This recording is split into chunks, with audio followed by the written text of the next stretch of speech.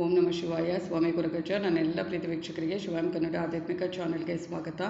ದೇವರು ನಮಗೆ ಈ ಭೂಮಿ ಮೇಲೆ ಬರುವಾಗ ಹುಟ್ಟಿದಾಗ ಎರಡು ಬುತ್ತಿಗಳನ್ನು ಕೊಟ್ಟಿರ್ತಾರೆ, ಎರಡು ವಸ್ತುಗಳನ್ನು ಅಂದರೆ ಬುತ್ತಿಗಳನ್ನು ಕೊಟ್ಟಿರ್ತಾರೆ. ಅದು ಯಾವುದು ಏನು ಅದ್ರ ಬಗ್ಗೆ ಹೇಳ್ತೇನೆ. ಅದಕ್ಕಿಂತ ಮುಂಚೆ ಏನು ಮಾಡಬೇಕು, ಚಾನಲ್ನ ನೋಡ್ತಾ ಇದ್ದೀನಿ, ನೀವು ಸಬ್ಸ್ಕ್ರೈಬ್ ಮಾಡಿದ್ದೆ ದಯವಿಟ್ಟು ಸಬ್ಸ್ಕ್ರೈಬ್ ಮಾಡಿ. ಸಬ್ಸ್ಕ್ರಿಪ್ಷನ್ಸ್ ಫ್ರೀ ಆಗಿರುತ್ತೆ.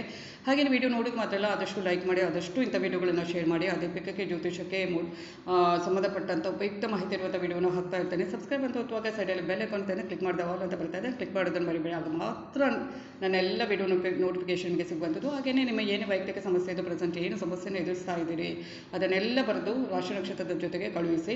ಒಂದು ವೇಳೆ ಗೊತ್ತಿಲ್ಲ ಅಂದರೆ ರಾಶಿ ನಕ್ಷತ್ರ ಡೇಟ್ ಆಫ್ ಬರ್ತನ್ನು ಹಾಕ್ಬೋದು. ಖಂಡಿತವಾಗ್ಲೂ ರಾಶಿ ನಕ್ಷತ್ರವನ್ನು ಗುರುತಿಸಿ ಅದಕ್ಕೆ ತಕ್ಕ ಸೂಕ್ತ ಸುಲಭ ಪರಿಹಾರವನ್ನು ನಾನು ಅಲ್ಲೇ ಸೂಚಿಸ್ತೇನೆ. ಹಾಗೆ ರಾಶಿ ನಕ್ಷತ್ರ ಗೊತ್ತಿಲ್ಲದವರು ಕೂಡ ಕೇಳ್ಬೋದು, ಡೇಟ್ ಆಫ್ ಬರ್ತ್ ಹಾಕಿ ಖಂಡಿತವಾಗ್ಲೂ ಪ್ರತಿಯೊಬ್ಬರಿಗೆ ಉತ್ತರಿಸ್ತೇನೆ. ಅದು ಅರ್ಧಂಬರ್ಧ ಪ್ರಶ್ನೆ ಅಥವಾ ರಾಶಿ ನಕ್ಷತ್ರ ಬರೀ ಡೇಟ್ ಆಫ್ ಬರ್ತ್ ಏನು ಪ್ರಶ್ನೆನೇ ಆಗೋದಿಲ್ಲ, ಅಂಥವರಿಗೆ ಉತ್ತರ ಕೊಡೋಕ್ಕೆ ಆಗೋದಿಲ್ಲ.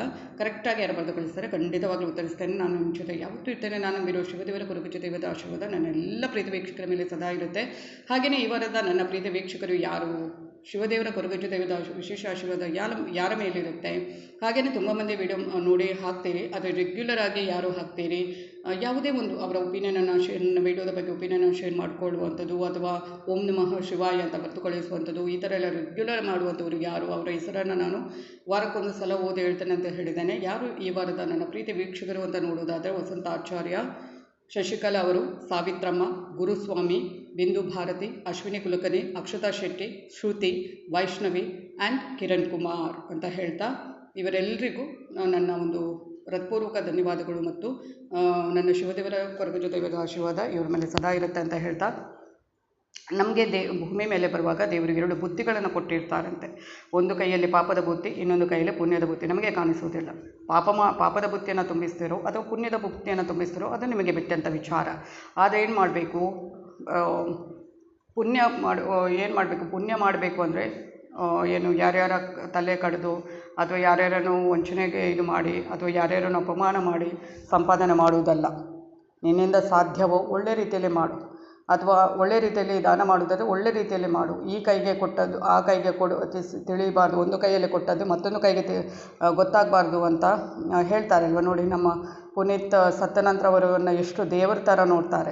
ಅವರು ಇರುವಾಗ ಯಾರಿಗೂ ಗೊತ್ತಿರೋದಿಲ್ಲ ಅವರು ಎಷ್ಟು ದಾನ ಮಾಡಿದ್ದಾರೆ ಅಂತ ಅಲ್ವಾ. ಈಗ ನಾವು ಇನ್ನೂ ಒಂದು ಒಳ್ಳೆ ಮಟ್ಟದಲ್ಲಿ ನೋಡುವಾಗೆ, ದೇವರ ಒಂದು ಸ್ವರೂಪದಾಗೆ ನೋಡುವಾಗೆ ಆಗಿದೆ ಜನಗಳು. ಅಂದರೆ ಅವರು ಮಾಡಿರುವಂಥದ್ದು ಏನು ಗೊತ್ತಾ, ತುಂಬ ಒಳ್ಳೆಯ ಕಾರ್ಯ. ಯಾರಿಗೂ ಗೊತ್ತಿರಲಿಲ್ಲ, ಸತ್ತ ನಂತರ ಗೊತ್ತಾಯಿತು ಅಲ್ವಾ. ಅದು ನಿಜವಾಗ್ಲೂ ಪುಣ್ಯದ ಕೆಲಸ. ಅದು ಪುಣ್ಯದ ಕೆಲಸ. ಬರೀ ನಾವು ಆಡಂಬರ ಮಾಡಿಕೊಂಡು ಅಥವಾ ದಂಬಾಚಾರಕ್ಕೆ ಯಾರ್ಯಾರಿಗೂ ನಾವು ಕೊಡ್ತಾ ಇದ್ದೀವಿ ಅದನ್ನು ಫೋಟೋ ಹಾಕಿ ಅದನ್ನು ಇನ್ನೊಂದು ಮಾಡಿ, ಅದು ಖಂಡಿತವಾಗ್ಲೂ ಅದು ಪುಣ್ಯದ ಕೆಲಸ ಅಲ್ಲವೇ ಅಲ್ಲ. ನಾವು ಕೊಟ್ಟದ್ದು ಯಾರಿಗೂ ತಿಳಿಯಬಾರ್ದು ಅಂಥ ಒಂದು ಇದರಲ್ಲಿ ಕೊಡಬೇಕು, ಆಯಿತಾ. ಆಗ ಮಾತ್ರ ಅದು ಪುಣ್ಯದ ಕೆಲಸವಾಗುತ್ತೆ. ಇನ್ನೊಂದು, ಪಾಪ ಅಂದರೆ ನೀವು ದೊಡ್ಡ ಪಾಪ ಮಾಡಬೇಕು ಅಂತ ಏನೂ ಇಲ್ಲ. ಯಾರನ್ನು ಕೊಲೆ ಮಾಡಬೇಕು ಅಥವಾ ಇನ್ಯಾರಿಗೂ ಏನೋ ಮಾಡಬೇಕು, ದೊಡ್ಡದು ನೀವು ಚಿಕ್ಕ ಮಾಡಿದ್ದು ಕೂಡ ಪಾಪದ ಕೆಲಸ. ಅಂದರೆ ಯಾರ್ಯಾರ ಒಂದು ಪರಿಸ್ಥಿತಿನ ಹಂಗಿಸುವಂಥದ್ದು, ಅವರ ಪರಿಸ್ಥಿತಿ ಏನು ಅಂತಲೇ ಗೊತ್ತಿರೋದಿಲ್ಲ ಅಂಥದ್ರಲ್ಲಿ ಅದನ್ನು ಆಡ್ಕೊಂಡು ನಗಾಡುವಂಥದ್ದು, ಅವರ ಪರಿಸ್ಥಿತಿಯನ್ನು ಕುಹಕ ಮಾಡುವಂಥದ್ದು, ಅದನ್ನು ಹಾಸ್ಯಾಸ್ಪದವಾಗಿ ನೋಡುವಂಥದ್ದು, ಅದೆಲ್ಲ ಇದೆ ಅಲ್ವಾ. ಅದೇ ಕರ್ಮ, ನಿಜವಾದ ಕರ್ಮ ಅಂದರೆ ಅದೇ, ಆಯಿತಾ. ಕರ್ಮ ಮಾಡಲಿಕ್ಕೆ ಇನ್ನೇನೋ ಮಾಡಬೇಕು ಅಂತ ಏನೂ ಇಲ್ಲ. ನಾನು ಹೇಳೋದು ನಿಮ್ಮಿಂದ ಏನು ಅಂದರೆ ಪುಣ್ಯದ ಕೆಲಸನೂ ಅಷ್ಟೇ. ನೀವು ದೊಡ್ಡ ಮಟ್ಟದಲ್ಲಿ ಅದೇ ನಾನು ಹೇಳಿದ್ನಲ್ಲ ಈಗ, ಏನೇನೋ ಮಾಡೋದು, ನಾವು ಅಷ್ಟು ದಾನ ಮಾಡಿದ್ವಿ ಇಷ್ಟು ದಾನ ಮಾಡಿದ್ವಿ, ಅದು ಪುಣ್ಯದ ಕೆಲಸ ಅಲ್ಲಪ್ಪ. ಯಾರ್ಯಾರೋ ನೋಡಬೇಕು ನನ್ನನ್ನು, ನಾನು ಮಾಡ್ತಾ ಇದ್ದೇನೆ ಅಂತ, ಅದು ಅಲ್ಲ, ಖಂಡಿತ ಅಲ್ಲ. ಅದೇ ನಾವು ಮಾಡಿದ್ದು ಯಾರಿಗೂ ಗೊತ್ತಾಗಬಾರ್ದು ಒಂದು. ಇನ್ನೊಂದು ಅಂದರೆ, ನೀವು ಯಾರಿಗೂ ಏನು ಕೊಡಬೇಡಿ. ನಿಮ್ಮಲ್ಲಿ ಏನಿದೆಯೋ ಅದನ್ನು ನೀವೇ ಇಟ್ಕೊಳ್ಳಿ. ಅದನ್ನು ಬಿಟ್ಟು ಬೇರೆಯವರ ಬಗ್ಗೆ ಮಾತಾಡೋದನ್ನು, ಅವರ ಪರಿಸ್ಥಿತಿಯ ಬಗ್ಗೆ ಏನೂ ಗೊತ್ತಿಲ್ಲದೆ ಮಾತಾಡೋದನ್ನು ಮೊದಲು ಬಿಡಿ. ಅದೇ ಕರ್ಮ ಮಾಡುವಂಥದ್ದು, ಆಯಿತಾ. ಪುಣ್ಯ ಮಾಡುವಂಥದ್ದು ಏನು ಗೊತ್ತಾ, ಏನು ಮಾತಾಡಬೇಡಿ. ನೀವು ನಿಮ್ಮಷ್ಟಕ್ಕೆ ಬದುಕಿ. ನೀವೇನು ಎಲ್ಲರೂ ಬಂದಿರೋದು ಇದೆ ಭೂಮಿ ಮೇಲೆ ಯಾಕೆ ಗೊತ್ತಾ, ದೇವರು ಕಳಿಸಿರುವಂಥದ್ದು ನಮ್ಮ ಪಾಪ ಕರ್ಮಗಳನ್ನು, ಪಾಪ ಪುಣ್ಯಗಳನ್ನು ಏನು ಮಾಡಬೇಕು, ಅನುಭವಿಸಿ ಬನ್ನಿ. ಕರ್ಮಗಳನ್ನು ಅನುಭವಿಸಿ ಅಥವಾ ಪುಣ್ಯ ಏನು ಮಾಡಿದ್ದೀರಿ ಅದರ ಒಂದು ಪುಣ್ಯದ ಒಂದು ಇದನ್ನು ಜೀವನವನ್ನು, ಒಳ್ಳೆಯ ಜೀವನವನ್ನು ನೋಡಿಕೊಂಡು ಬನ್ನಿ. ಪಾಪದ್ದು ಏನೋ ಕರ್ಮಗಳು ಇದೆ ಅದನ್ನು ಕೂಡ ಇದು ಮಾಡಿಕೊಂಡು ಬನ್ನಿ, ಅದನ್ನೆಲ್ಲ ಅನುಭವಿಸ್ಕೊಂಡು ಬನ್ನಿ ಅಂತ ಕಳಿಸ್ತಾರೆ ಹೊರತು ನೀವೆಲ್ಲಿ ಬಂದು ಅಹಂಕಾರ ಮಾಡ್ಕೊಳ್ಳಿ ಅಥವಾ ನಿಮಗೇನು ವಿಶೇಷ ಶಕ್ತಿ ಕೊಡೋದಿಲ್ಲ ದೇವರು, ಆಯಿತಾ. ಎಲ್ಲರೂ ಭೂಮಿ ಮೇಲೆ ಬರುವುದು ಮನುಷ್ಯ ರೂಪದಲ್ಲೇ. ಏನೋ ಅವರಿಗೆ ಕಿರೀಟ ಅಥವಾ ಇದು ಮಾಡಿಕೊಂಡು ಯಾರಿಗೂ ಇಲ್ಲ, ಆಯಿತಾ.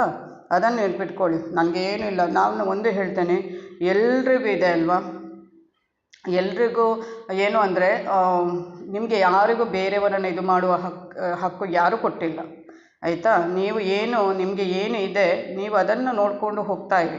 ಅದನ್ನು ಬಿಟ್ಟು ಬೇರೆಯವರ ಪರಿಸ್ಥಿತಿನ ಇದು ಮಾಡಿಕೊಳ್ಳೋದು, ಅವರನ್ನು ಅವಮಾನ ಮಾಡೋದು, ಅಪಮಾನ ಮಾಡೋದು, ತುಳಿಲಿಕ್ಕೆ ನೋಡೋದು, ನಿಮಗೆ ಅದರ 10 ಪಟ್ಟು ಜಾಸ್ತಿ ಸಿಗುತ್ತೆ. ನೀವು ಒಬ್ಬ ವ್ಯಕ್ತಿಗೆ ಇಷ್ಟು ಅಂತ ಮಾಡಿದ್ರೆ ಅದು 10 ಪಟ್ಟು ನಿಮಗೆ ದೇವರು ಕೊಡ್ತಾರೆ, ಆಯಿತಾ. ನೀವು ಹೋಗುವಾಗ, ಮೇಲೆ ಹೋಗುವಾಗ ನೀನು ಏನು ಯಾರ್ಯಾರಿಗೆ ಎಷ್ಟು ಅನ್ಯಾಯ ಮಾಡಿದ್ದಿ, ಯಾರ್ಯಾರ ಇದು ಮಾಡಿದ್ದಿ, ಅದು ಇದು ಅಂತ ಬರೋದಿಲ್ಲ. ನಿನ್ನ ಫಸ್ಟಿಗೆ ನೀನು ಏನು ಮಾಡಬೇಕು, ಏನು ಮಾಡಿದೆ ನೀನು ಈ ಭೂಮಿ ಮೇಲೆ, ಎಷ್ಟು ಮಂದಿಗೆ ನೀನು ಒಳ್ಳೆಯದು ಮಾಡಿದ್ದಿ ಅಥವಾ ಎಷ್ಟು ಮಂದಿಗೆ ನೀನು ಅನ್ಯಾಯ ಮಾಡಿದ್ದಿ ಇದ್ದಿ ಈ ಭೂಮಿ ಮೇಲೆ, ನೀನು ನಿನ್ನಷ್ಟಕ್ಕೆ ನೀನು ನಿನ್ನ ಒಂದು ಕರ್ಮಗಳನ್ನು ಅನುಭವಿಸಿ ಇದ್ದಿ ಅಂತ ಅನ್ನೋದನ್ನು ಮಾತ್ರ ದೇವರು ಕೇಳುವಂಥದ್ದು, ಆಯಿತಾ.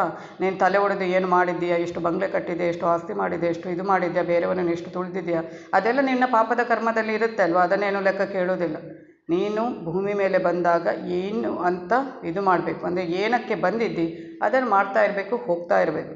ಅದನ್ನು ಬಿಟ್ಟು ಯಾರ್ಯಾರ ತಲೆ ಹೊಡೆಯುವ ಕೆಲಸ, ಯಾರ್ಯಾರಿಗೂ ಇದು ಮಾಡುವ ಕೆಲಸ, ನಿನ್ನ ವಿಷಯಕ್ಕೆ ಅವರು ಬಂದಿರೋದೇ ಇಲ್ಲ, ಅಥವಾ ಅವರಿಂದ ನಿನಗೆ ಏನೂ ಆಗಲಿಲ್ಲ, ಏನೂ ಅನ್ಯಾಯನೇ ಆಗಲಿಲ್ಲ, ಅಂಥದ್ರಲ್ಲಿ ಅವರನ್ನು ಇದು ಮಾಡೋದು, ತುಚ್ಛವಾಗಿ ನೋಡೋದು, ಅವರನ್ನು ಕಣ್ಣೀರು ಬರೆಸೋದು. ಆ ಕಣ್ಣೀರು ಬರೆಸ್ತೆ ಅಲ್ವಾ, ಅದು ದೊಡ್ಡ ಶಾಪ, ಅದು ದೊಡ್ಡ ಕರ್ಮ ಅಂತಲೇ ಹೇಳ್ಬೋದು. ಅದಕ್ಕಿಂತ ದೊಡ್ಡ ಕರ್ಮ, ಪಾಪಕರ್ಮ ಯಾವುದೂ ಇಲ್ಲ. ಮತ್ತೊಬ್ಬರ ಕಣ್ಣಲ್ಲಿ ಸುಮ್ಮನೆ ಕಣ್ಣೀರು ಬರೆಸೋದಿದೆ ಅಲ್ವಾ, ಅದರಷ್ಟು ಮಹಾಪಾಪ ಯಾವುದೂ ಇಲ್ಲ. ಅದಕ್ಕೆ ಆದಷ್ಟು ನೀವಾಗಿರಿ. ನಿಮಗೆ ಇಷ್ಟನೋ ಒಬ್ಬರಿಗೆ ಒಳ್ಳೆಯದನ್ನು ಮಾಡಿ, ಒಳ್ಳೆಯದನ್ನೇ ಬಯಸಿ, ಇಲ್ವೋ ಸುಮ್ಮನೆ ಕೂತ್ಕೊಳ್ಳಿ. ಅದನ್ನು ಬಿಟ್ಟು ಬೇರೆಯವರಿಗೆ ನೀವು ಇದು ಮಾಡಲಿಕ್ಕೆ, ಜಡ್ಜ್ ಮಾಡಲಿಕ್ಕೆ ಅಥವಾ ಇದು ಮಾಡಲಿಕ್ಕೆ ನೀವು ಯಾರೂ ಅಲ್ಲ, ಆಯಿತಾ. ನಿಮಗೆ ದೇವರೇನು ವಿಶೇಷ ಶಕ್ತಿ ಅಥವಾ ವಿಶೇಷ ತಲೆಯ ಮೇಲೆ ಕಿರೀಟ ಹೋಗು, ಈ ಥರ ಅನ್ಯಾಯ ಮಾಡು, ಈ ಥರ ಇದು ಮಾಡು ಅಂತ ಯಾರು ಕಳಿಸಿರಲಿಲ್ಲ, ಆಯಿತಾ. ಹಾಗೆಯೇ ಪಾಪದ ಪುಣ್ಯದ ಏನು ಮಾಡಬೇಕು ಅಂದರೆ, ನಿಮಗೆ ಏನು ಸಹಾಯ ಆಗುತ್ತೋ, ನಿನ್ನಿಂದ ಮಾಡಲಿಕ್ಕೆ ಆಗುತ್ತೋ ಮಾಡು ಸ್ವಲ್ಪ. ಅದನ್ನು ಯಾರ್ಯಾರ ಕಣ್ಣಿಗೆ ಇದು ಆಗಬೇಕು ಅಂತ ಮಾಡಬೇಡ ಅಷ್ಟೇ.